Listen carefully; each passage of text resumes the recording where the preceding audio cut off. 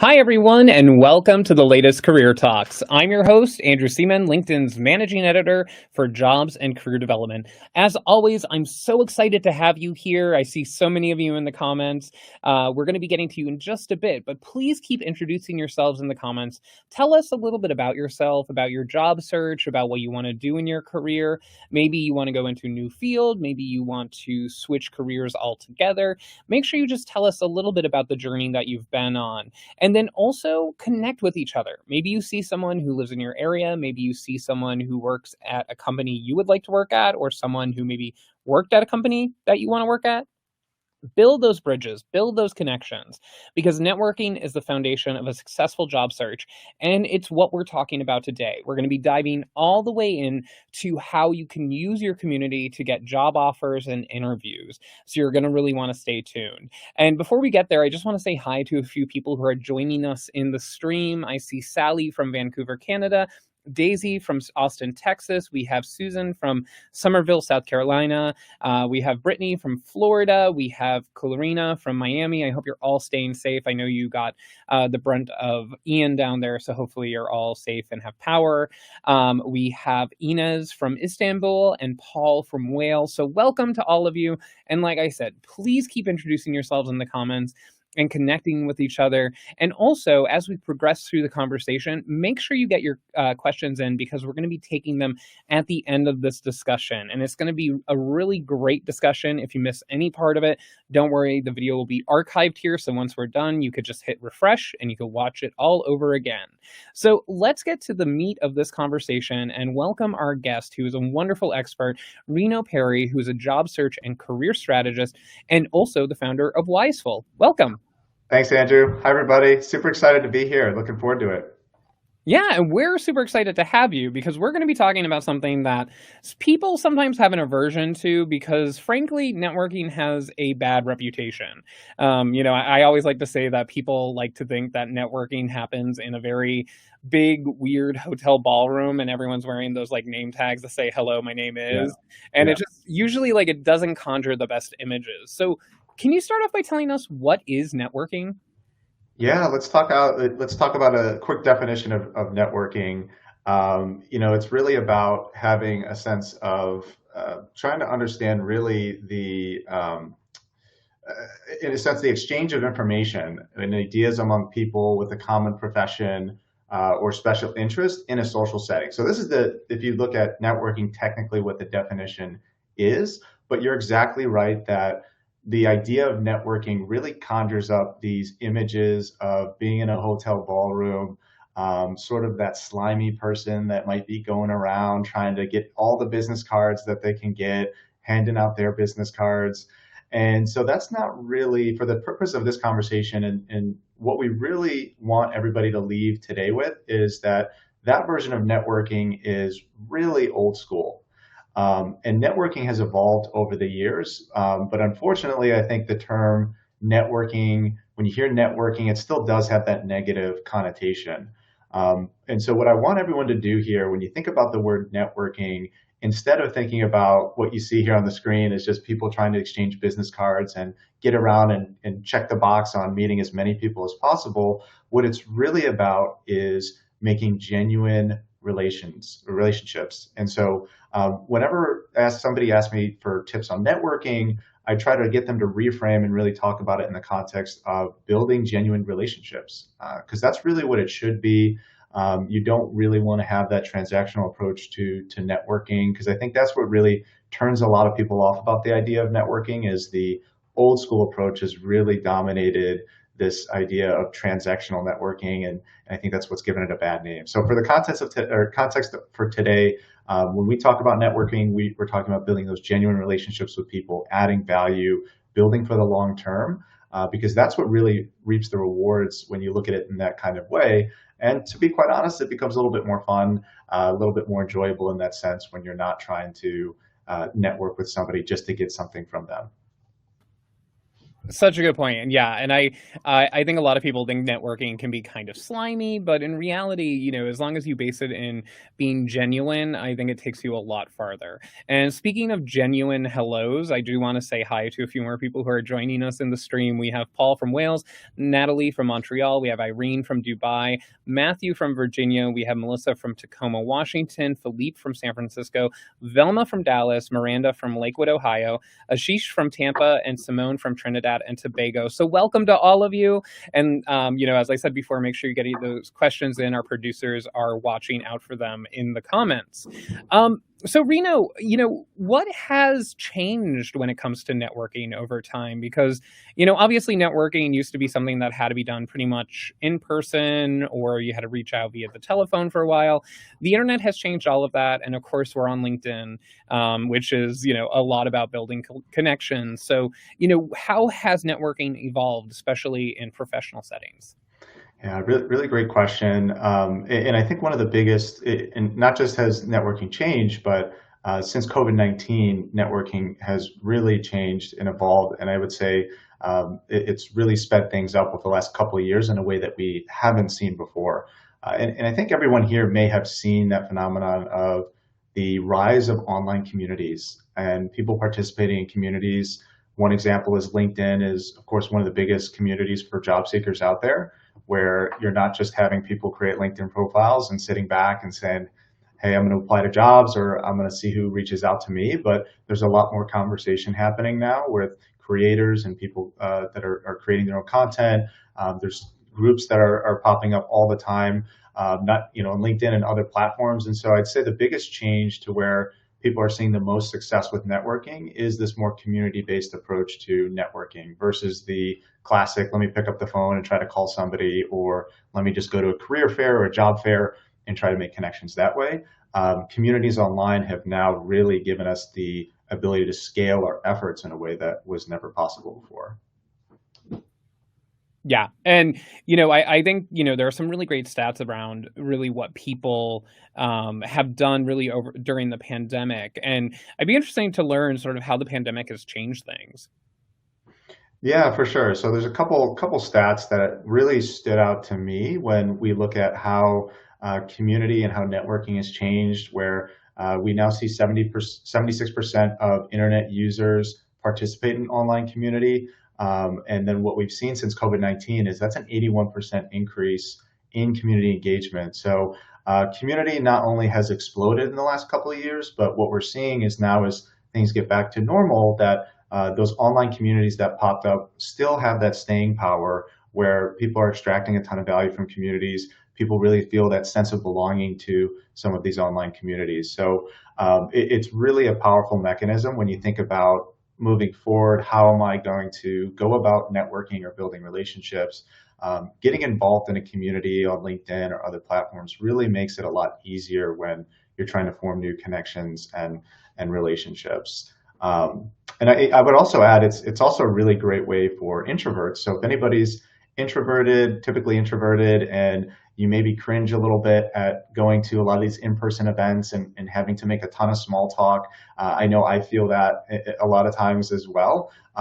Being able to be a part of an online community where I don't have to get dressed up, I don't have to make a ton of this small talk, has really allowed me to, I think, not just form a lot more connections that I would have with the older school style of networking, but I can do so from the comfort of my home, and I can feel a lot more myself when I'm going out and trying to talk to a lot of people through maybe LinkedIn or some of these other platforms. Yeah, and can you give us an example of what online communities are? Because whether they know it or not, all of you watching right now are part of our little online community right now. But what are some other examples of online communities that people might have reference with? Yeah, really great question. And I think the definition of community is a little bit blurred too. But I think that's a good thing in that it's really broad in terms of what would be considered a community. So what you had just mentioned, the people on this stream may be considered part of the LinkedIn Career Talks community. It could be maybe a creator who posts daily on LinkedIn that you tune into every morning and see what other people are posting in the comments. And maybe you yourself are also participate in the comments. It could be a newsletter that you religiously read every week and you interact with the person who writes that newsletter.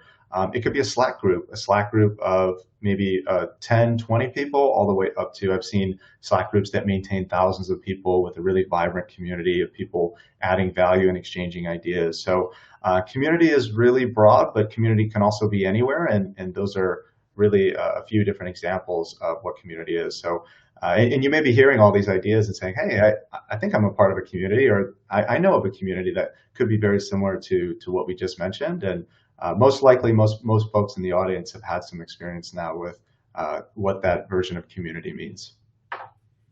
Totally. And if anyone's looking for a newsletter to follow, I have one called Get Hired on LinkedIn. Just a little plug for myself there. But Reno, the next question I have for you is how can people start really creating connections and building those relationships? Because, I think a lot of people, they say, okay, this is all great, but how do I actually start? Because, people online, they are often strangers and they don't know how to reach Yeah. out. So what are your suggestions? Yeah, I think one of the really great ways to insert yourself into these communities and really find folks that maybe have a similar mindset or like-minded people is find the conversation. And what I mean by find the conversation is look at where there's a lot of discussion around topics that you're interested in.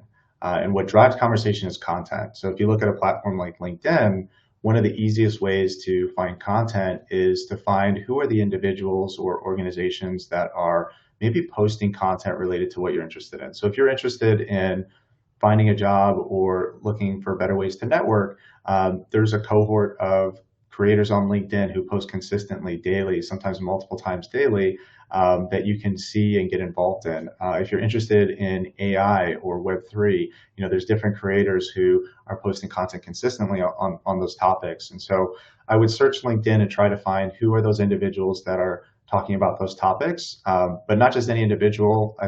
Really optimize your opportunity for finding that community is look for where those biggest organizations, the biggest creators are, because they typically draw a big audience. They have a lot of folks that are commenting and being a part of the conversation. So that would be my biggest tip to anybody really looking to find these communities and where they exist is find out where the content's being posted, find out where people are talking about these different items. And that also brings up, I think, another good point, Andrew, is we talk about commenting. Commenting is one of the best ways that is really undervalued, I think, today, but it's one of the easiest ways to insert yourself into a lot of these communities that exist out there. Yeah, and I think, what I always tell people is, find the people that you wanna work with and really Yeah. engage with them. But it's more than just liking their liking their comments and their posts and things like that. You have to go deeper, right?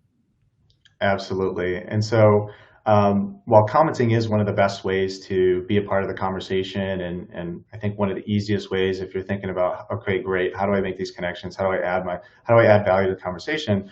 Commenting is one of the best ways to do that.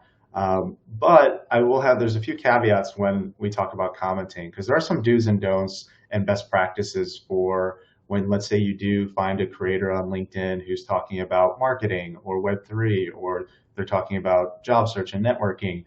There are some best practices that I recommend for that anybody can follow, and some do's and don'ts. I'll start with the don'ts just because I see this happen a lot when people are commenting. But here's an example on the screen. You can see I really like to tell clients or job seekers when I work with them to avoid surface level commenting. And I'll give everybody a second to read through the slide, but um, you can see you're probably looking at some of these and saying, you know what, I've done that before. Surface level commenting are comments like, I agree, or thanks for sharing, congrats, so true, great post, or I've seen louder for the people in the back. And while there's inherently nothing wrong with commenting that way, and I know most of the time it's well intentioned, if your goal is to truly build a relationship either with the person posting the content or to be a part of that community and to get people to recognize that you're now part of this community, you really need to take it a step further, to add value to the conversation. And one of the easiest ways to add value to the conversation could be to share your own insights on what has been posted. So if you see a creator or a company page or a group post something on LinkedIn and it's getting a lot of traction, or maybe if it's not getting a lot of traction, you can come into the comments and post your take on it. And so instead of saying great post or I agree, it might be maybe a personal story or anecdote that validates or reaffirms what that person posted. Or maybe if someone posts a list and says, hey, here's 5 ways that you can really optimize your landing pages if you're a marketer. Maybe you have number 6 that you think could be helpful for people to know, and you add that in the comments. Or maybe you've had an example of where somebody posted something and you tried it. It was maybe some actionable advice. It worked. And maybe you come into the comments and say, hey, I really second this. What I did was XYZ, and it really worked out for me to get X. Just giving that example as a template. But those are the ways that when I talk about adding value to the conversation and really differentiating yourself, that's the type of commenting that I advise people to really look at next time you see a post and you're really interested in that topic or that community or group. Just take it a step further. Those extra couple minutes you spend in delivering that comment is tenfold, I would say, value that you get from that you don't realize. Because one, it adds value to the person who posted the content because they see your content, they see your comment, and it stands out amongst the sea of comments that all say, great job, great post, or I agree. Two, it draws people to your profile, it draws people to who you are, because then what other people in that community start to see is they get a sense of your knowledge, your insights, and what you bring to the table and how you think about things. And that's what's really unique about comments is people don't know that the type of vision, the type of visibility you get when you comment goes beyond just the person who posted content. Everybody can see that, and everybody reads through the comments. So it's a really powerful way to not just insert yourself in the community, but get people to understand who you are a little bit more, and you'll be recognized for that. I agree. That is awkward. See, if you just say and I Great. agree, it just sort of ends the conversation. And you said something that I think is really fantastic, which is value. And I always tell people when they're talking with other people online, if they're commenting, if they're posting, make sure you're adding value to the conversation. So, like you said, Reno, don't just say something like, I agree, louder for the people in the back, because it sort of shuts down the conversation. It's just an affirmation. You might as well just like their post. But if you could say, Yeah. listen, there's more nuance to this than what is in that piece, or you can add your own perspective, I think it pushes the conversation forward. And more than that, it shows that you're thoughtful, that you're not just sort of reading on the surface, that you're actually engaging with the content and you're looking at what these people are sharing. So I think it really does provide value to the community when you're sort of going a little bit farther. And then also when you're just digging down and saying, listen, I really did appreciate what you shared with everyone. So I'm really big on like the idea of value, like you mentioned at the end there. It's sort of like what is pushing this conversation forward, instead of just saying, I agree. Yeah. And then the next question is, when people, everyone has a community. Even if people say, listen, I moved and I don't have any connections, you may not have any in the place where you moved, but you still have a network somewhere that might have connections there. So like, how do you keep current connections active? How do you reactivate them? How do you keep them sort of from atrophying in your network? Yeah, it's a really good question. I think, or not I think, but a lot of focus when we talk about the job search and networking is really focused on how do you build new connections, or how do I get connections at a company if I don't have any connections. But as you mentioned, some of the lowest hanging fruit and most successful connections and opportunities can come through your existing relationships. And oftentimes, if you tap into that, it's one of the easier ways to get a conversation, a referral, or an introduction to somebody, for example. But you're exactly right. It's really easy to lose touch with friends or peers or people in your existing network. And one of the things I try to get folks that I work with to avoid is being a fair weather friend or connection. And if you can imagine what that means, it's really only asking for something when you need it. And unfortunately, this happens a lot, especially when it comes to job search and networking. Maybe you haven't talked to somebody in 3, 4, 5, 6, 7 years, and out of nowhere, you get the LinkedIn email saying, "Hey, I'm really interested in a job. I was wondering if you could help me out and go through XYZ to get me connected to so and so."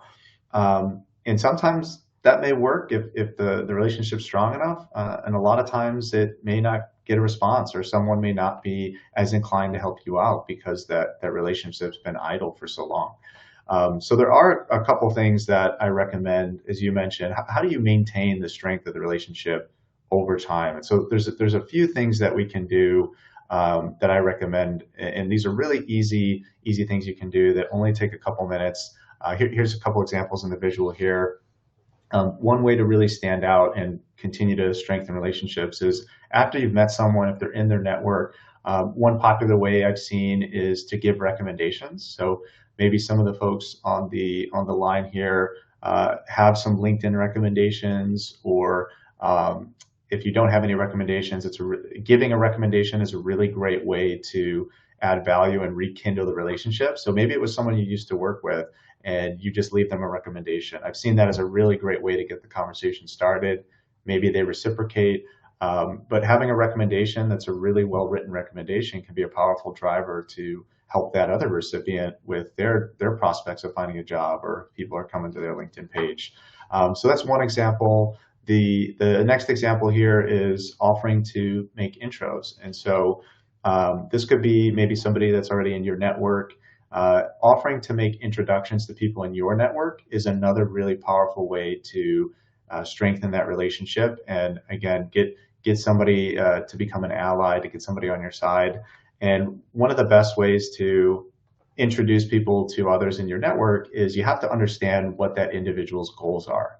And so if I have somebody in my network who might be, let's say, somebody who works in sales, maybe they're an executive, maybe they're a C-suite who heads a sales organization at a company. If I know that they're really trying to get new clients for a certain type of product, and I have a potential buyer or decision maker in my network that I think could be interested in that product, offering to make that introduction goes a long way at building some goodwill with that person that you're trying to have a relationship with. So that's one example of just offering to make intros. We are a world of connection, and intros are super powerful. So if it's the right intro, that could be a really helpful thing. The other one is sharing helpful insights. And so this is probably the easiest of all of these ways to add value in the relationship. But as you see information that comes across your desk, or comes across your eyes that could be helpful to the folks you're trying to build a relationship with, just send it over to them. It could be a quick drop a link in an email and shoot it over. It could be an email. And when I say helpful insights, that's also really broad, which is great because you have a lot of different options here. It could be maybe a podcast episode that you listen to, and you just remember that someone you used to work with is maybe doing this for their company, and doing something for their company that you heard in the podcast and you want to send it to them. Or it might be a white paper that was written that you think could be helpful to someone. So those are a couple examples that I think are really easy. Is just sending some content, industry reports, anything like that you see. And then the last one here, I really like this, but is just a periodic career update. If you had a really great relationship with somebody off the bat, or maybe it's a coworker or a peer that you met, one of the strategies I've seen work really well to rekindle relationships is just a periodic life update. And so I've seen some of the clients I work with and some other job seekers, they may have a running list of, let's say, 25, 30 people on an Excel sheet that are interesting people that they really want to keep in touch with. And maybe every quarter or twice a year, they might just send a life update out to see, one, how is that individual doing, if there's anything they can do to help, but two, give an update maybe on what you're working on. So it might be a short update to say, I took a new job, or I just got promoted. I'm building this new initiative in my personal life. I am doing XYZ. So here's what I picked up in my free time. And so that's one way to really humanize the relationship, and keep top of mind with people, because that's really a big part of it, is staying top of mind with a lot of these individuals that you want to continue to build relationships with. And I've seen this happen a ton of times where those life updates have led to new opportunities that that person wasn't aware of. Someone may reach out and say, "Hey, that's really great that you're working on XYZ. I love this update. I actually have a new job, or I know my company's hiring for someone that has that expertise, or I think that could be really valuable for so and so. Or I see you're looking for new clients. I actually have some clients that I may be able to send your way because you're doing this." So you don't know, you won't ever know unless you send those updates out. So that's another great way I think people can capitalize on to keep in touch with their network.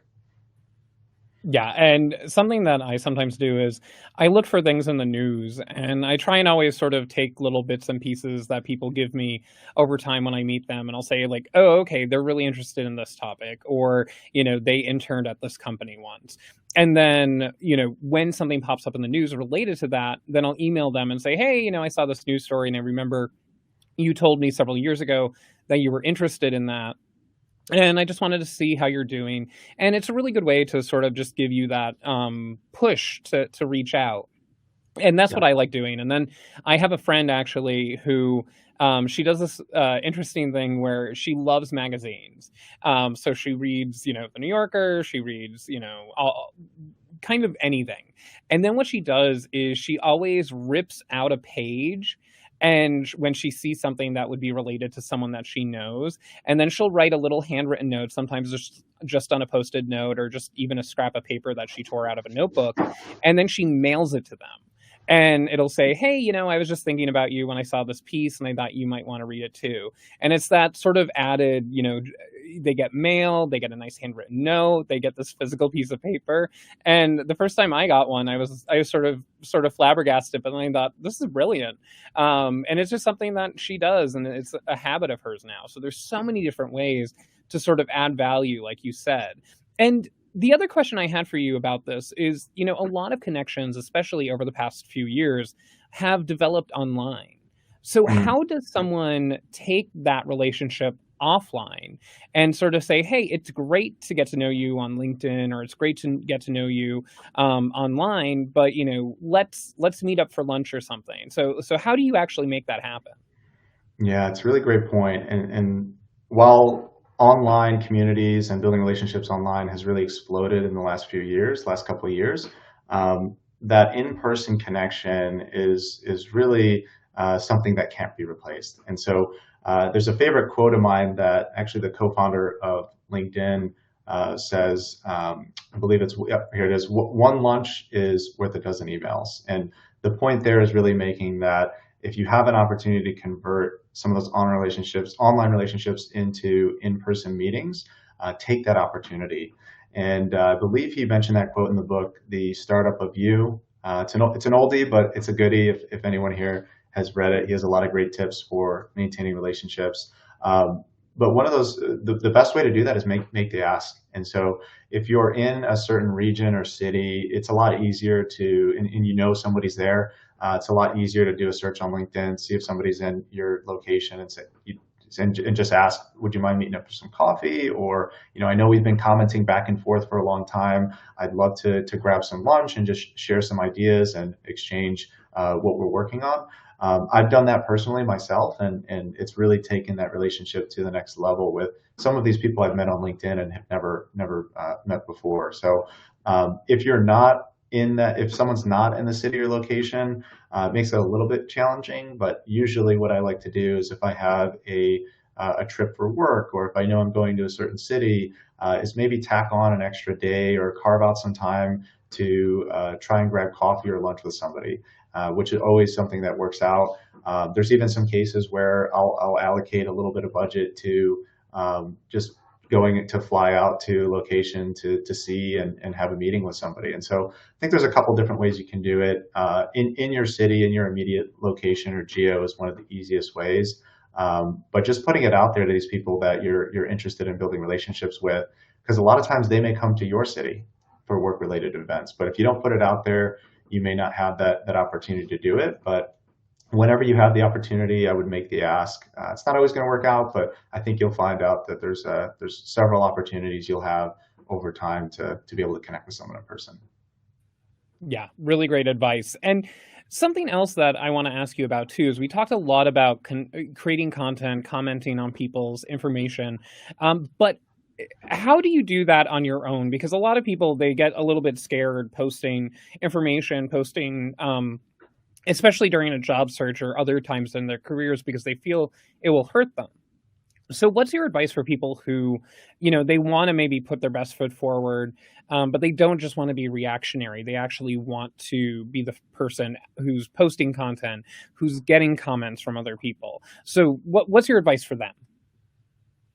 Yeah, really, really great question. I struggled myself with trying to post my own content a couple of years ago as well, and now I'm posting almost daily on LinkedIn. But I remember early on thinking, who are these people trying to post on LinkedIn or posting content elsewhere? Are they trying to become famous, or do they think they're an influencer? And the first thing I just want to point out to everyone here is posting content is not about being an influencer. It's not about becoming famous, maybe for some people, but for me and most of the folks I know who are posting content on LinkedIn, it's really about attracting the right opportunities, people, and relationships to you, because that's really what it is when you post content. All of that can happen and come inbound to you. There's a term a lot of career job search strategists that I work with have try to encourage folks to post more content because it's been billed as networking at scale. And there's a lot of truth to that. And so, one of the things I recommend is the easiest way to put your best foot forward when you're going to post your own content is to get, again, going back to that idea of adding value, contributing to the conversation. We talked about doing that through comments. So, you can, in a way, extract that same concept to then a full blown LinkedIn post, for example, or maybe an article that you want to write. And so I actually have here some examples of some frameworks that really easy to follow frameworks if you're thinking about, what, I don't know what to post, I don't know what approach or angle to go in at. These are repeatable frameworks that you can use week in and week out to really get kickstart the flywheel of your own content. And the first one here is actionable tips and advice. Really love this one, and I think one of the best performing pieces of content on LinkedIn tend to be actionable advice from industry experts or people who have done it before. So feel free, you can share something that maybe you've done or a skill you have. You can share that. Another framework that is something you can take advantage of is trends that you've observed. So maybe it's not something that has to do with what you did or skills or what you have, but maybe things you're seeing in the market or the industry, and you just want to comment on it and get the conversation started. That's another easy to use framework. Speaking of what you did, that's another one to use. That third bullet point, talk about what you did and what you learned from it. So that could be, what, I tried doing XYZ at my company, and it turned out that the results were through the roof. And here's the results I got from doing that. Or it could be the other way, where maybe it didn't work out, but then you tried something new and it did work out. I've seen that framework work really well. Another one you can do is what other people did and learn from it. So maybe if you're running a little bit short on your own stories or content, you can talk about maybe friends or peers or acquaintances that did something and you want to share what happened with that story. So that's another one. Listicles is a big one. So I think if you're on LinkedIn, you may have seen quite a bit of listicles. An example of that would be 10 ways to improve your conversion rate if you're a marketer, or it could be 8 ways to network if you're looking for a job this year, right? So that's an example of a listicle, or the top 10 tools that every job seeker needs to know about. That could be an example of content there. Personal story with lessons learned. So that's not necessarily talking about work-related stories or what you did, but really trying to humanize who you are as an individual. So I've seen personal stories work really well, and maybe what was the takeaway from that personal story. So if you're comfortable sharing a little bit of a personal story, you can do that. If not, I think there's plenty of other frameworks here you can use. And then the last one here is just reshare others' content with your own spin. So if you're having a really hard time and maybe some writer's block, one of the ways that I first started posting content was I would reshare a post or an article that another creator or maybe a company had posted on LinkedIn. and I would just add my 2 cents to their post. And that was an easy way for me to get comfortable with posting my own ideas. Was just sort of piggybacking off another thought. So feel free, if anybody here is thinking about dipping their toe in the water with posting content, or just figuring out what approach they should take. Those are a few repeatable examples I've seen a lot of creators use when they go to post their own content, or even job seekers trying to post content and add value. It's a really great tips there. Yeah, and the last one, honestly, is such a good piece of advice. One of my biggest pet peeves is when people reshare things on social media, but they don't add their own voice to it. Yeah. So whenever you reshare a post, always add something about maybe what you took away from it, what your value add is. So a good way to get started is, after we're done having this conversation today, reshare this video, which you'll be able to do, and then just add something, maybe the top 2 or 3 things that you took from this conversation of all of Reno's great tips, and then tag us in it. That it's really just as simple as that. So that's just something to think about as we head toward the end of the show. But and also, just a reminder, we're going to get to your questions in just a bit, so make sure you keep them flowing. But Reno, I have one more question for you, and that is really the time consumption of networking, because a lot of people think it takes forever to network, and there is time Mhm. commitment to it. But how do you speed the process up? What are your suggestions for people who are concerned about that? Yeah, great question. There's a term I like to use when I work with some job seekers, is that there are certain ways you can skip the line in a sense when it comes to networking. Although there is no silver bullet to this, so I do want to make that clear. There's no shortcut, but I'm going to bring it full circle and come back to the idea of community and really immersing yourself in niche online communities. And why that really works when it comes to skipping the line in a sense, or compounding your networking efforts, is these folks that are part of these online communities that we just defined earlier in the call.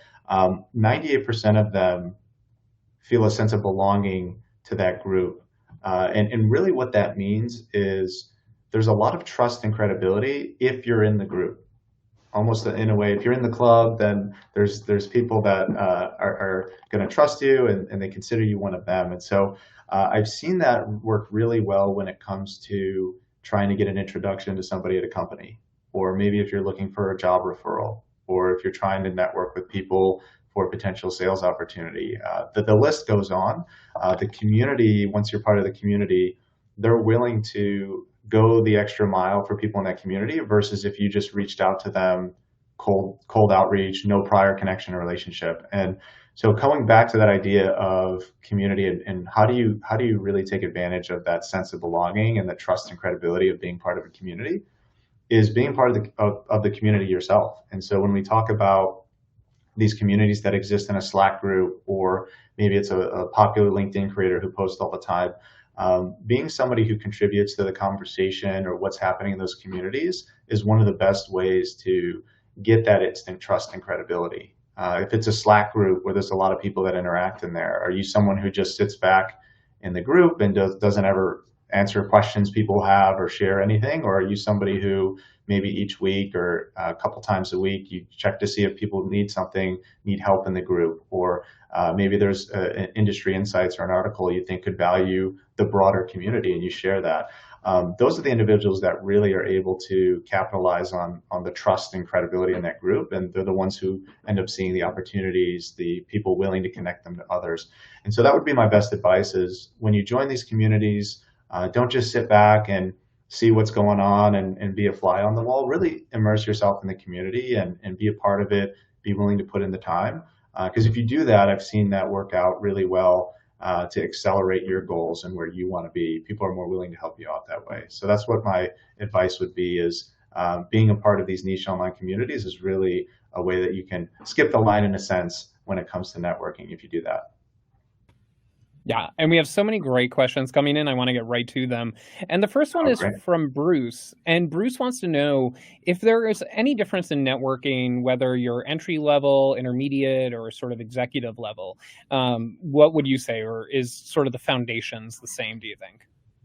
Yeah, great question, Bruce. The foundations, the principles of networking are the same, But I think depending on who you're reaching out to, you want to make sure you're tailoring your messaging to your audience. So when I think about someone who, let's say, for example, you're trying to reach out to somebody who's maybe more entry level versus more senior level, they care about different things. And so one of the things I would do before, let's say, you're connecting with someone or trying to reach out and set up a meeting is really understand what they're going to care about. If it's someone who's, let's say, more senior level, or if I'm more senior level and connecting with other senior level folks, I'm really talking about strategy, high level vision. What do they really care about? Competition, right? So really trying to get in the mind of, let's say that's a C-level executive. Those are the topics, those are the ideas I'm going to bring to the table, versus someone who may be more entry level. I may not have to go in that direction. It could be something a little bit more tactical related to their job I may bring up in the messaging. So I think the principles still apply, but the approach and the content may just be tailored differently to the different levels that you might be reaching out to. Yeah, and like I always say, people are people, so imagine what you would respect and respond to on the other side. So, if you're reaching out to someone, don't automatically put an hour on their calendar. Try and go for maybe Yeah. 15 minutes, 20 minutes, especially if they're really busy and an executive, because that is, they're them finding an hour in their day is usually pretty tough. So, be mindful of people's time and be courteous, and that's something that'll get you far with anyone. And Reno, we have a question here from Cindy that I think is really good, which is, what are the best ways to find communities? Yeah, great question. So one of the best ways would be if you're doing it on LinkedIn. I think LinkedIn's one a great example where you can get a little creative with the search. So I'm going very tactical here, but if you click the search bar in LinkedIn and you go to posts, um, and so these are going through the filters. So if you're clicking in LinkedIn, I'm doing this here off the screen, by the way, but then you can see all these random posts on LinkedIn. But LinkedIn lets you filter by certain posts. So I can look at, I'm looking for people who are posting in the last week from the tech industry, for example. Or if I want to see, maybe I'm trying to break into Google or Salesforce, for example, or another company. If I see, I can filter by who's posting from those particular companies. And so that's one way that I've had a lot of success with finding where's the conversation happening and who are the people posting it. And that's given me an idea of, okay, I get to scan through these posts. I can see what are the well-performing posts, who are the people with the biggest following. So that's one way, really tactical way I think you can use today just to start finding community. And then looking at a lot of the different topics and hashtags, not just on LinkedIn, but other platforms. Some of them have better search than others in terms of topical search, but that's one way I would try to find who's talking about what topics. And again, same approach. You can find out who are the maybe big creators talking about these topics. Are there particular groups that exist around that topic? So that's one way you can do it. And then, this is very simple, but Google's really come a long way in terms of their search, and you'd be really surprised at the number of communities, depending on what topic you're interested, pop up, whether it's on LinkedIn or other platforms. There's a lot of obscure, I think, communities, very, very, when we talk about niche, right, very niche communities, there's hundreds per thousands per topic that you might be interested in. And so the really important thing is being able to vet which one of those are interesting to you and could have the most value. So I think that's probably going to take the most time is looking at where's the center of the conversation happening, where are people the most active, and then I would use that as a determinant to say, okay, this is the community I'm going to spend some time in and also contribute. So Yeah, and hopefully if that I could helps add give you a one couple more tips. thing, yeah, and if I could add one more thing, I think, when you're talking to people, so when you reach out to someone because, they have a really cool job, or maybe they're a friend of a friend or a connection of a connection, always ask them, are there any communities I should check out? Any groups on LinkedIn? Any other places online that I should be looking? And what you find is, especially if it's maybe a group for a marginalized community, they create safe spaces where they could talk about issues at certain companies. You can really learn a lot, and just just ask people as you're networking, are there any groups that I should be a part of? Are there any people that I should reach out to? Are there maybe group text chains that I should know about? That's another really great place to find those that are really hidden and meant to be sort of a place where people can safely share information about employers or issues that they're dealing with. So that's another suggestion that I hear a lot from people. And Reno, the next question I have from you comes from Michaela. And Michaela wants to know, how do you reach out to people who are second connections? So these would be people who are connections of connections or friends of friends. Yeah, really great one, Michaela. So this one, if it's a second degree connection, that means there's someone in the middle there that you have the relationship with or that you have an acquaintance with. And what I would do is really try to get that individual. So if you, depending on how well you know the first degree connection, for example, I would leverage them to try and make the introduction for you to that second degree connection. But there's a way to do it that when I typically work with clients or other job seekers who ask for help, I teach them the concept of what's called affordable email. And so what you do is you're essentially writing to the secondary connection everything that you want to let them know in your email, but you're just forwarding that and you're sending that to your first degree connection, and you're making it really easy so that all they need to do is forward that email to the second degree connection. I know there's a lot of connections and pieces floating around here, so hopefully that made sense. But I typically advise writing out a whole email or message to your secondary connection and just giving it to the first degree connection. And what you're doing is you're making it more likely that the first degree connection will actually send it to the second degree.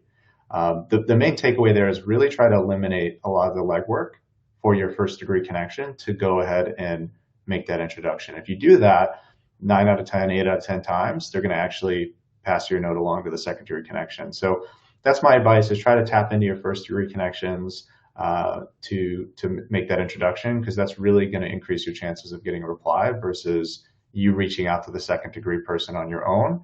And even if you reach out to the second degree connection and say, I know so-and-so, would love to chat or would love to connect, you may or may not get some hits that way, but the best is really going to be using that first degree connection to do that. Yeah, and actually, we're going to go to a related question. That question that you just answered was from Michaela, and now we're going to Michael. And Michael wants to know, do you have any suggestions on how, once you've made that first connection with someone, how do you keep the conversation going and make it grow over time? Because I think a lot of times people, they have that first interaction where they say, oh, Yeah. you know Bob, I know Bob, this is great, oh, this is so interesting, we should do this again, and then no one ever reaches out to the other person. So how do you keep that going to make sure you don't lose that momentum? Yeah, really great question. I see so many relationships fall off after that first meeting.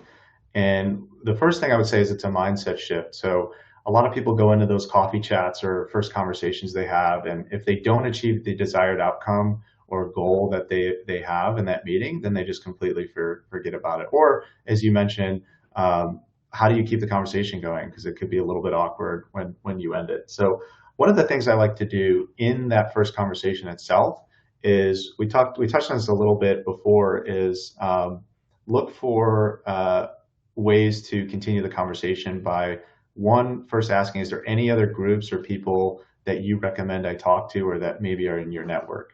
And so I always make a habit to ask that question after a coffee chat if I have great rapport with that person. And what that ends up doing is, one, it expands your network because you maybe get an intro to 2 or 3 people, but it also gives you an opportunity to follow up with that person to help them connect you to those people. Maybe you connect with those people and you want to circle back with your original connection and say, hey, thanks so much for connecting me to so-and-so. Here's what we talked about. What do you think? So that's one way to keep the conversation going. The second piece I really like to keep the conversation going is, if in that first meeting they give you actionable advice or some tips or tricks, go back to them and follow up with how you implemented those tips and tricks, or how you took their advice. Or maybe they recommended a book or a podcast. Hey, I listened to this podcast, or I read this book. Here are some of my big takeaways. What did you think about that? Or, you know what, I took your advice from my resume and I've completely redid it. I just wanted to send you my next version of my resume to get your feedback to see if I'm hitting all those points that you recommended. So those are a couple of my favorite ways just to keep getting that next conversation going. So hopefully those are some tactical, actionable advice that you can use, Michael. Yeah, and I think those are great pieces of advice. And I want to go back to when we were talking earlier about, posting your own content, what are good things to post about. And we have a question from Kai, and Kai wants to know, are there any categories we should stay away from when posting, for example, religious, political views, etc., like that? Yeah, great question. I know that there are people who have different opinions on what they should post. For me, I try to keep it very professional in the context of what I'm doing and what my goals are. And so for me, I'm really trying to connect more professionals to employers and job opportunities. I'm trying to share job search advice and talk about networking. So that dominates most of what my topics are. I'm very focused on what my professional goals are. So I would maybe ask yourself that question about what are your professional goals to help you orient around what does your content mix look like.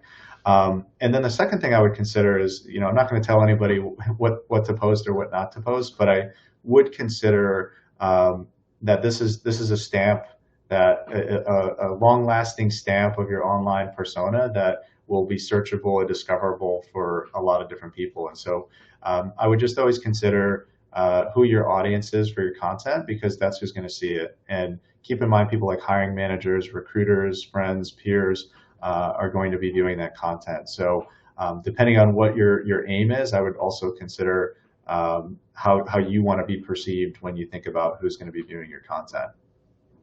Yeah, really good advice. And we have a question here from Mary, and Mary wants to know, how do you find networking events in person? Because there's obviously events that you can find online and groups and communities, but some people, they still like maybe going to that Hilton ballroom and slapping on that "My name is" tag. So, what's your suggestion for Mary? Yeah, great question. Where I've had it, and I love this, Mary, because I do this now as well. I'm wanting to get back out there and have a lot of these in-person events. Where I've seen a lot of in-person events happening is usually hosted by organizations or nonprofits in my city. And so if there are certain nonprofits or organizations that are in your local city, I would check those out, because a lot of times they do host in-person events, maybe a fundraiser, for example. Those have been a really great way for me to get out there and meet a lot of people in my industry or for causes that I really care about. And so that's one area I would check out. And then some of the, not all the time, but a lot of the online communities, depending on how big they are, a lot of times they do host a in-person event, maybe an annual conference that they do, or something that is a regional type of conference. And speaking of that, a lot of companies, bigger companies, will do conferences each year. So I know LinkedIn has a big conference for talent professionals that they do each year. A lot of other big tech companies have an annual conference. Those are really a really great way to maybe to get in front of people if you're, for example, in the tech world. That's a really great place to be. So hopefully those give you a few ideas just in terms of where to look and who's hosting some of these in-person events.